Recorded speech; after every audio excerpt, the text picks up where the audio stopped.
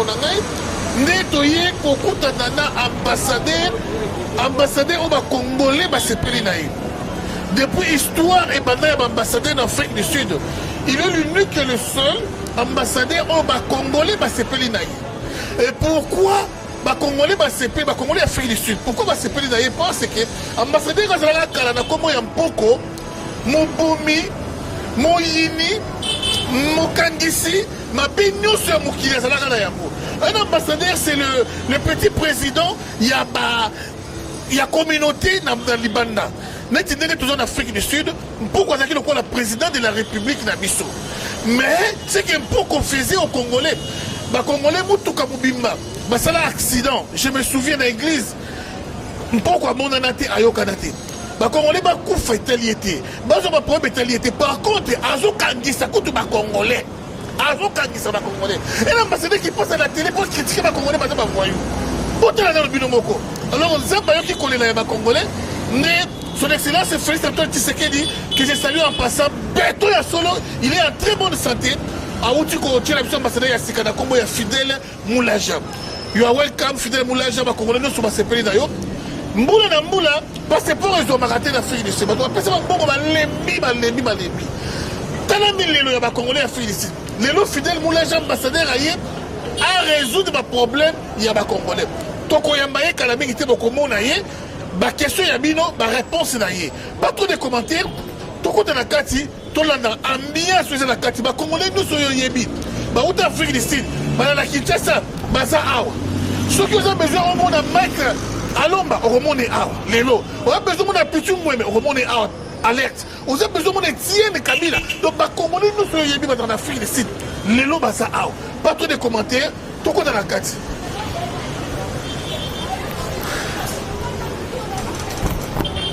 Et vraiment, Zimit, l'ambiance est en Gogo ici. La communauté congolaise, en Afrique du Sud, va se retrouver à Walelo, na Kinshasa, Nyasolo, Mike Alomba, Yeyo Mbote. Mbote sans rival. Un petit bonjour, tout le monde. Mbote na ba Congolais, nous sommes en Afrique du Sud. Mbote na ba combattants, bana Al-Qaïda, bana base à Kaos Biega. Toute la communauté congolaise de l'Afrique du Sud, Mbote na bino yango. Beaucoup de Mateo qui s'assemblent à la Mike Alomba, spé.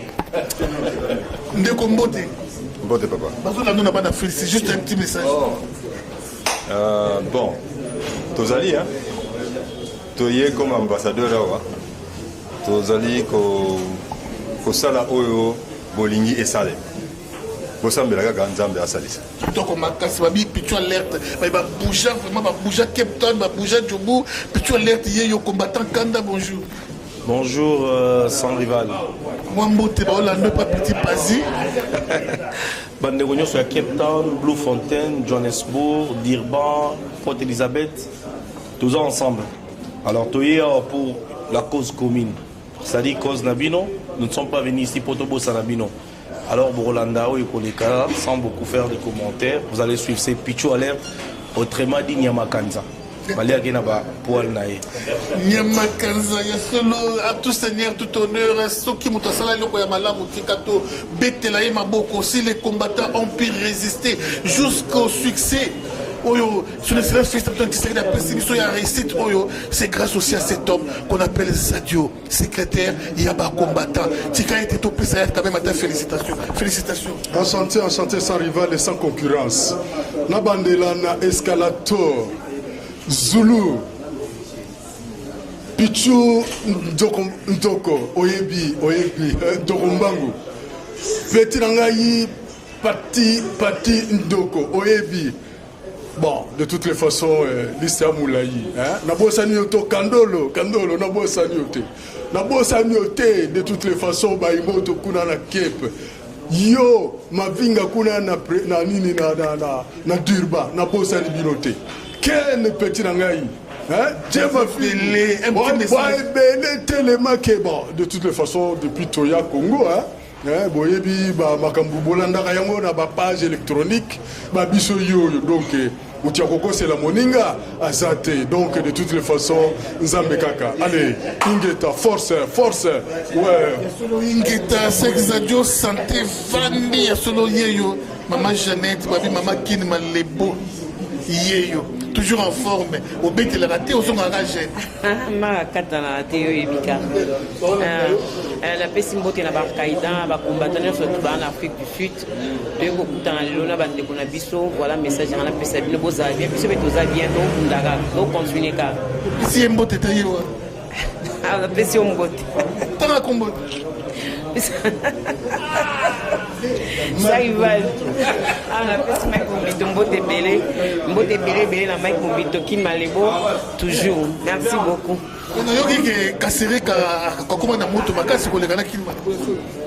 Ah oui, pour qu'il m'a les beaux, c'est tout à fait normal à soi. Relève, c'est tout à fait normal parce que Mikolo est en des côtés. Parce que les Congolais, sur la place où Canada, pas au monde arabe, pas où il fallait.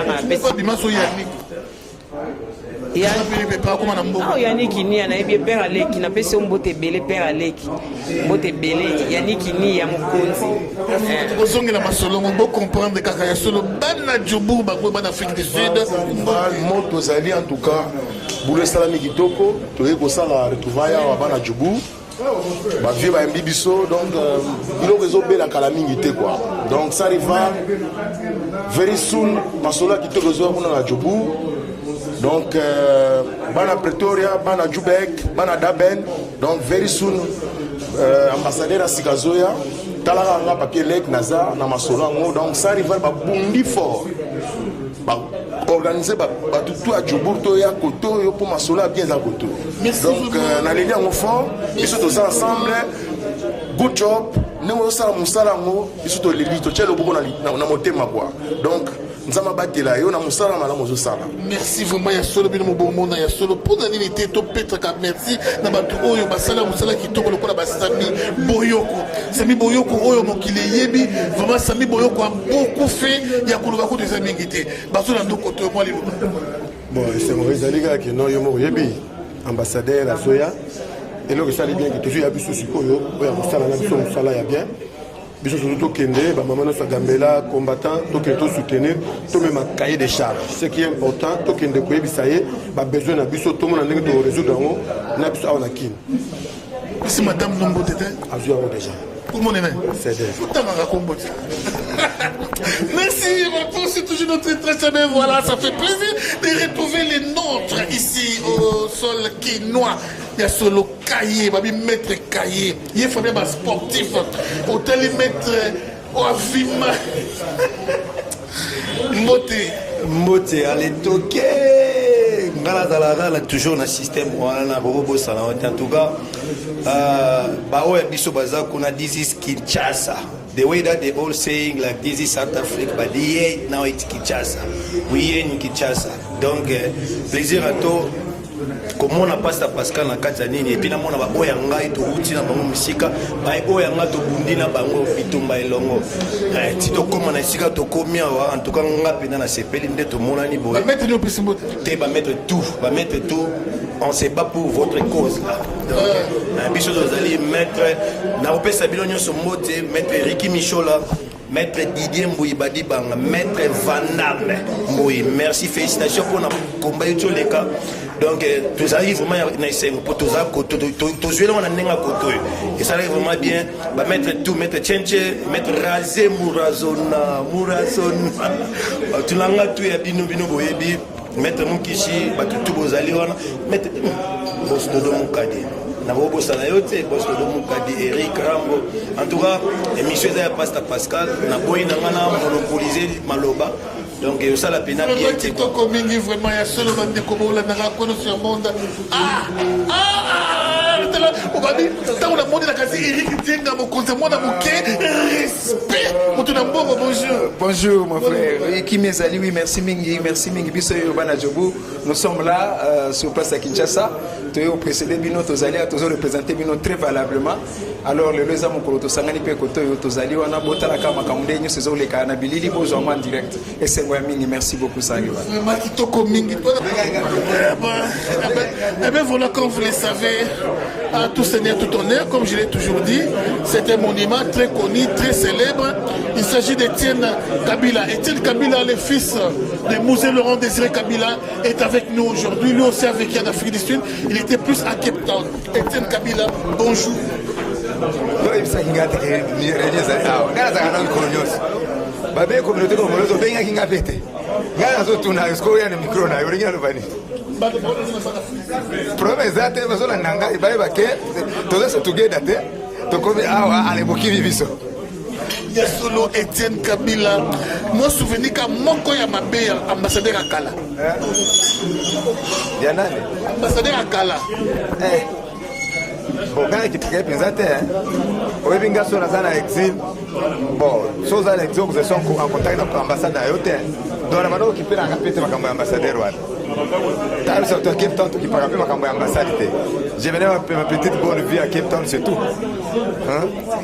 kitoko makasi ndeko mbote oui salut non bon mbote na ba sud africain nyonso tokoma kuna na mboka bapaya baumi c'est juste ça. Eh bien voilà, je crois que maintenant on va pouvoir recevoir l'ambassadeur. Tout le monde est là. Il y a John Kiro Baleki na télé, mais Bazali Mamousika, toi na Péchokuna, toi na Batubele. Alors commentaire il y a pour ça la égalité. Mbala Léonard, bonjour. Bana Jobek. Toza. J'ai beaucoup de respect dans Ndeko Oyo. Donc comment on a bitumba Oyo ba bundi. Ça la chair d'épaule. IDP c'est comment qui est inexistant. IDP c'est qui a kufa. Comment tu as fatigué balinga kutu ko ngote. Mais batu oyo ba telemisa comment fatigué na fait ici. O ba telemisa vraiment IDP c'est fait ici. Moïse ton Léonard, ton Moïse Ngoy Kachiboui, bangona bazuya, ton Kempex, ton Aimé, tout ça na Jeff, t'es basé bateau vraiment président Fachi. Là ça bango vraiment couronne, n'est-ce pas ratama Mobutu. Le chancelier de l'ordre national de Léopard, Bamboy. Alors Moïse a causé la parole, c'est là qui donne le même message. Bon, on peut savoir que l'Afrique du Sud, ils sont beauté. Ils sont tous patients. Donc, on a chef de l'État, président Félix Antoine Tshisekedi, il a dit que tous sont patients. Il y a yango toye ko yokana mwana mboka Fidel Moulaja ambassadeur oya uti kozwa bord ya Afrique du Sud wana ko tofandisa masolo na ndenga peuple d'abord juste peut-être 30 secondes beta sur masolo carte eza ndenge nini mais makambo carte eza lokola toyeli makambo ya nini c'est mieux to préparer moi eloko moko yo nanga to solo parce que awa to bebisa nani Eza ya koyinda makasi. Bon, on a volé mes koya, toujours avec Lumière TV, volé mes koya, ma carte, mbote ndeko sanga. Et l'onguyo, pour vous rafraîchir la mémoire, Tokita Litulia House, le plus grand événement oyo, ba combattant Félix Basala, yako ya Litulia House, oyo ba combattant ba longola bilamba nyonso. Na siège ANC, kanda bakasi na gérance na nini na ingérence oyo Zuma zalaki na ngo na Congo na biso. Alors ndeko oyo azo masasi na lokolo, azo masasi na lokolo. Puis bima na journal mbote ndeko. Mbote ça rival. Moi ni le pas pour les bon, les autres juste pour ces là dans ndeko na biso. Ambassadeur Fidel Moulaja, tout se réunir à Nyonso pour dire d'abord merci au chef de l'État pour s'allier confiance dans l'autorité. Donc, Azam Mokonabiso, tu évoluer naïe, tu lutter naïe en Afrique du Sud. Donc, Azao Babenga Machia Moumeno wa Habilamba. Merci, je crois qu'il y a pour le Bézaming. Tout le monde dans l'ambiance et on se retrouve juste après. Ah oui, elle est là, combattante Mounene. Vous avez comment il y a assez. Juste un message. Bonjour sans rival, Nasepel Makasi. Nous avons remercié le chef de l'État Makasi. Nous avons pensé finalement en Afrique du Sud qu'on changeait ambassadeur parce que c'est lui qui était là ou qui est là encore. A fait 2 décennies et ça n'allait plus. Ça n'allait plus et il y avait des problèmes dans la communauté. Ezaki kozala assisté. Il est là pour tout Congolais, nous sommes en prison injustement et il est au courant et il fait rien par exemple que baza ba réfugié. Alors la communauté Moussousou bazo assister ba pays ba citoyens na bango bien qu'ils sont réfugiés. Ceux qui passent à l'Imbeba Toboïté, mais pays Moussousou ils ont assisté par réfugiés na bango. Ouais, abiso banda ça ba raison ni nikeo ba ko assister bango te ko baza ba réfugiés HCR ya ko assister bango. Entre-temps, les HCR ne les a pas assistés, donc nazo lancé mbela na chef de l'État qui a actuellement des réfugiés congolais qui sont en prison seulement parce qu'ils sont allés revendiquer un droit de deuxième pays d'accueil à la HCR. Et ils sont en prison depuis ça doit faire une 3e année. Il y a une Congolaise qui est morte l'année passée. Nous avons fait des démarches pour qu'on les assiste, pour qu'ils sortent de la prison. Rien n'a été fait en tout cas jusque-là. Donc vraiment, nous saluons cette nomination et nous espérons que la communauté sera finalement assistée en Afrique du Sud comme il se doit selon le respect du droit de l'homme. Adieu Mpoko, Guy Yeyo. Bonjour Guy. Bonjour Saint-Rival. Oui, je suis vraiment content. Ça fait 3 ans que nous sommes encore réunis comme ça. Je remercie Saint-Rival d'avoir nous apporté son assistance pour nous rendre visibles dans le monde entier. Aujourd'hui, nous sommes réunis dans une occasion qui s'est présentée par rapport à une accréditation. On vient d'accréditer l'un d'entre nous, qui est M. Fidel Moulaja, que tout le monde connaît très bien, maîtrise. C'est un ancien combattant depuis de l'heure avec le papa Willy Chilengue, Willy Docteur Jean-Marie Mouda, c'est un ancien vraiment combattant du terrain. Voilà, nous sommes venus lui saluer. Il est venu écouter la communauté sud-africaine présente ici à Kinshasa. Écouter aussi quels seront leurs rapports qu'ils vont donner par rapport à ce qu'il a comme les attributions pour l'instant. Merci beaucoup.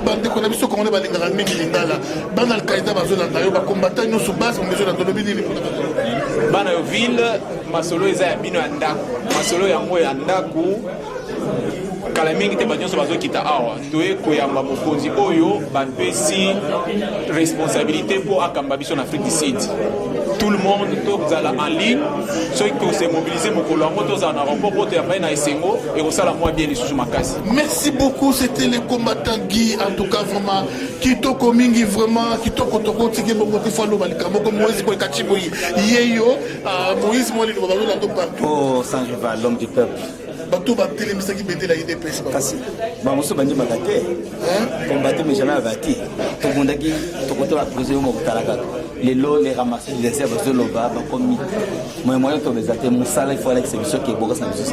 Ambassadeur azo kitaki c'est Afrique du Sud kala mingi te bana Afrique du Sud bana Jobo bana Cape Town Durban whatever ngai na Saint-Rival to kokita akoyate biso to sa net ba Jean-Baptiste tolonga tobongisa nzela qui est mokonzi aya. Il ne vient pas pour enterrer les Congolais ni donner du travail, mais il est le représentant du chef de l'État sur le plan diplomatique. Ceux qui vont là d'autres il y a un bébé qui a zoé procès ça c'est un rêve. En fait il est permis à tout le monde de rêver. Azoya pour un contact diplomatique. Nous devons être ensemble. Il n'est pas l'ambassadeur, il y a parti politique. À sa fondation, politique, mais ça m'a cambié à l'église. C'est la Moussala Naïe, Moussala Naïe, commandant Anderson, Maloba Penayo, vraiment, Mbotesika Azali. Ngongolo. Sogina Moniote. Mais ça ne peut pas l'exi Mbote, quoi, pas l'exi. Assister, mais surtout dans ma prison. Papa l'exi, papa l'exi. Bangi ya Mono. Vraiment coup de chapeau à toi. Il y a 2000 distances Séguédia Yaki. Dans l'ambassadeur Azoya. Papa Elias. Docteur Mouleba. Vraiment respect. Et bon année bongi na yo. Et bongi na yo ça me tombe. Hein? Vraiment ça retrouve juste après. De l'ambassadeur de la République démocratique du Congo en République sud-africaine. Il s'agit de son excellence Fidel Moulaja qui vient d'effectuer son entrée à la place pacifique qu'on appelle Willery. Ah oui, la communauté sud-africaine ou la diaspora congolaise en Afrique du Sud résidant aujourd'hui ici au pays a réservé un accueil vraiment chaleureux à notre ambassadeur. Pas trop de commentaires, il va pouvoir sortir de sa voiture. L'ambassadeur Fidel Moulaja est là avec nous aujourd'hui. Ah oui, avant son départ pour l'Afrique du Sud, il a préféré prendre langue avec la communauté sud-africaine ici à Kinshasa. Ah ben voilà,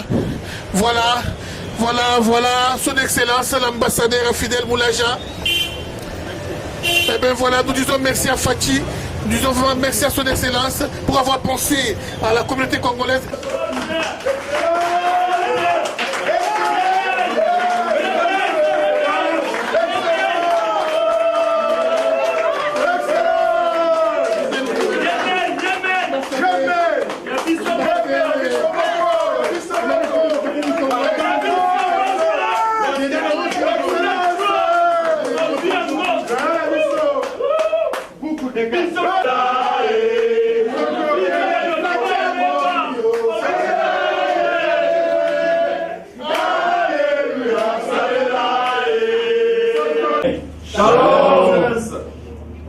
Je commence par vous remercier de tout cœur.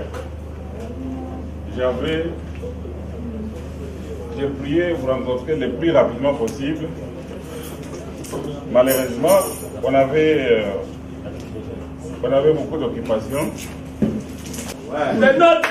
J'ai vécu à Ibro. J'ai vécu à Berea. J'ai vécu à Ponte, j'ai vécu à Entry, j'ai vécu à Bellevue, j'ai vécu à Yoga, j'ai vécu à Jamestown, j'ai vécu à Kempton Park. Donc je suis votre produit. Donc j'ai vécu à Randfontein à Eastland. J'ai pris le train à 5 heures jusqu'à Park Station. Je connais ce que c'est being evacuated. Je connais ce que c'est le challenge we have for caretakers. Je connais le challenge you have for permits. Je connais le challenge you have pour le travail. Je suis votre produit. Donc personne ne va me l'apprendre. Je connais ça. Je connais ça. Nous avons pris le train de Ellis Park avant qu'il puisse avoir Ellis Park aujourd'hui là. On prenait le train là-bas jusqu'à Tongat. On descendait, on va à pied acheter comment on appelle, chez les Portugais là-bas. On prend les sachets, on revient. On est encore dans les trains jusqu'à Ellis Park. Ellis Park, on revient jusqu'à Charlotte, en dessous des portes là-bas.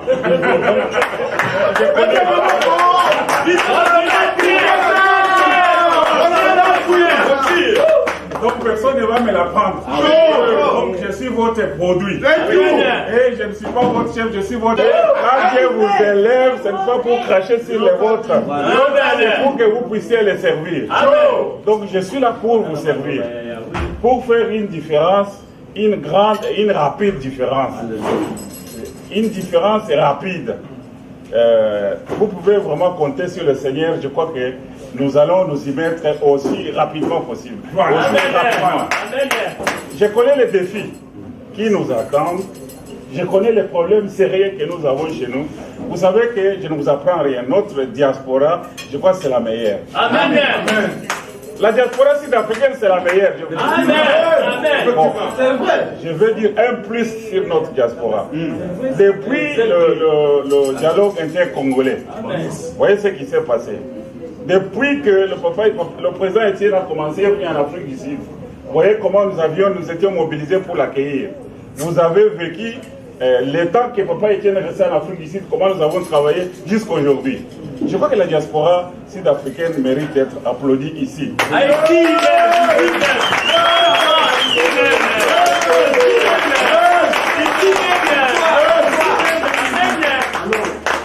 Oui, la diaspora.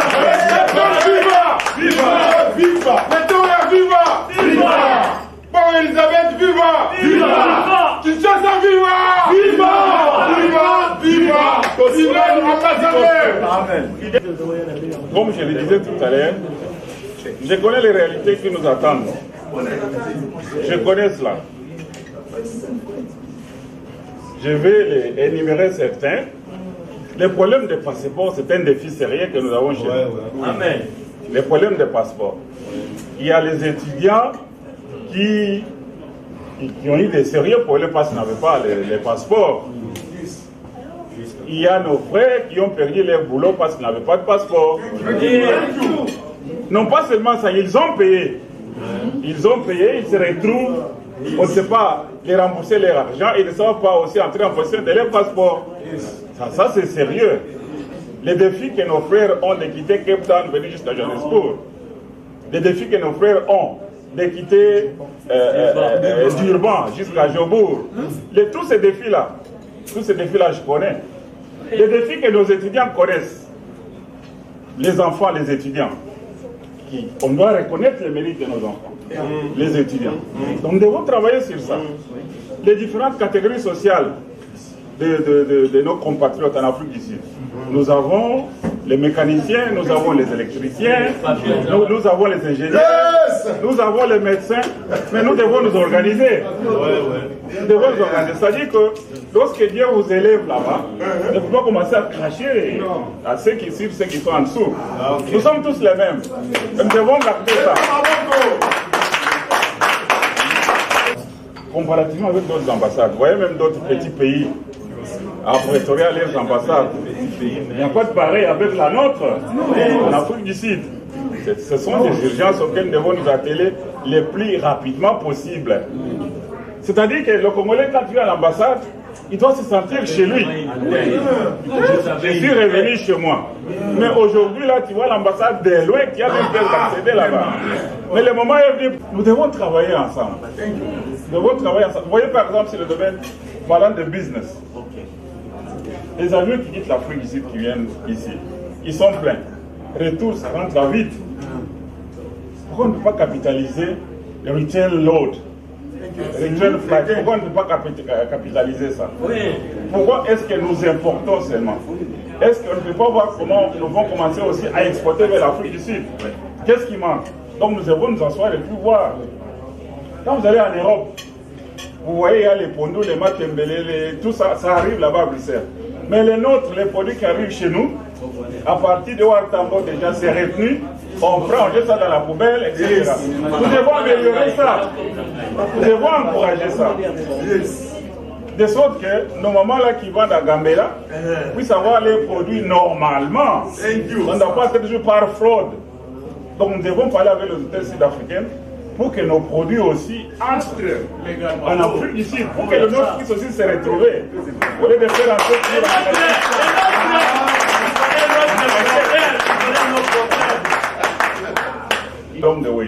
pour que les opportunités qui peuvent amener en Afrique, au Congo, ça ne puisse pas aboutir. Nous devons décanter ça. Nous devons décanter ça. Les enfants de Dieu, les ministres qui sont en Afrique, les francophones, nous devons nous organiser, voir comment est-ce qu'on travaille en un tout, une synergie, que ce soit profitable. Aux Congolais sur place, aux Congolais qui sont ici au Congo. Pourquoi est-ce que moi je dois combattre l'autre et l'autre? Nous devons nous unir. Vous vous rappelez par exemple, lorsque vous allez à Johannesburg, au niveau des Holiday Inn, et Pascal qui vendait les jeans là-bas. Les Éthiopiens, qu'est-ce qu'ils font? Lorsque un Éthiopien atterrit en Afrique du Sud, c'était les Congolais qui étaient les premiers à vendre les jeans. Que nous fassions en sorte que notre synergie soit vraiment productive et qu'elle puisse apporter un plus à notre pays. Je vais rester vraiment disponible. Je ne serai pas là-bas et vous ici, impossible. Donc nous sommes là en tant que serviteurs. Nous ne sommes pas là en tant que boss. Parce que si vous n'êtes pas là, nous on ne sera pas là-bas, non? Qu'on se le dise. Si vous n'êtes pas là-bas, nous on ne sera pas là-bas. C'est parce que vous êtes là-bas qu'on nous envoie là-bas. Alors si nous allons là-bas, soyons conséquents et sérieux avec ce que nous faisons. Donc voilà un peu, en grosso modo, ce que je peux vous dire. Mais je sais que lorsque le Seigneur va nous aider rapidement, lorsque nous serons là-bas, nous allons nous organiser pour nous adresser à la communauté sur place. Nous allons nous organiser en sorte que ceux qui sont à Rosettenville soient représentés par tel, ceux qui sont à Randbeck soient représentés par tel, ceux qui sont à Keelisha soient représentés par tel.